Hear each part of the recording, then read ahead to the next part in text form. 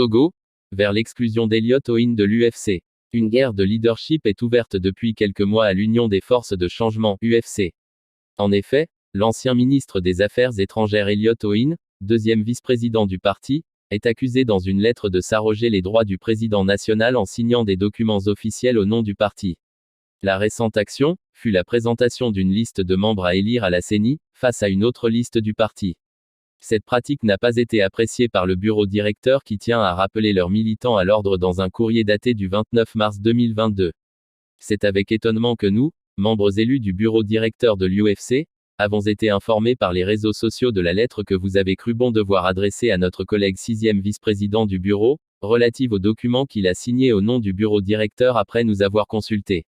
Par la présente, nous voudrions vous rappeler que contrairement à vous qui vous illustrez négativement sur la place publique et ternissez l'image de notre parti par vos aventures solitaires, en faisant des nominations et en signant des documents au nom du bureau directeur sans avoir recueilli l'avis des autres membres élus du bureau, ceci en violation de l'article 21 de nos statuts, écrit le bureau directeur.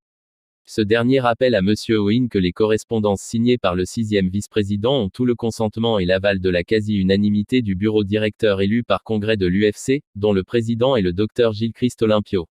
En dépit de la lettre antérieure transmise à l'ancien ministre l'informant qu'il n'y a pas de vacance de pouvoir à la tête du parti et qu'il n'est pas le président, le cadre de l'UFC aurait poursuivi dans ses prises de décision. Conformément à la lettre que nous vous avons adressée le 16 mars 2022 dans laquelle nous vous rappelions qu'il n'y a pas de vacance de pouvoir à la tête du parti, et que vous n'êtes pas président de l'UFC.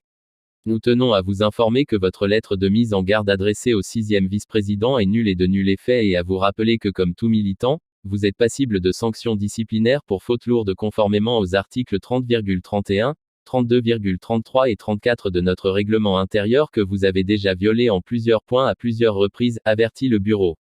Par ailleurs, les membres du bureau saisissent cette opportunité pour réaffirmer leur loyauté au président national, le Dr Gilchrist Olympio.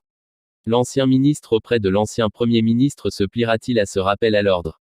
Sera-t-il exclu du parti? L'avenir nous en dira.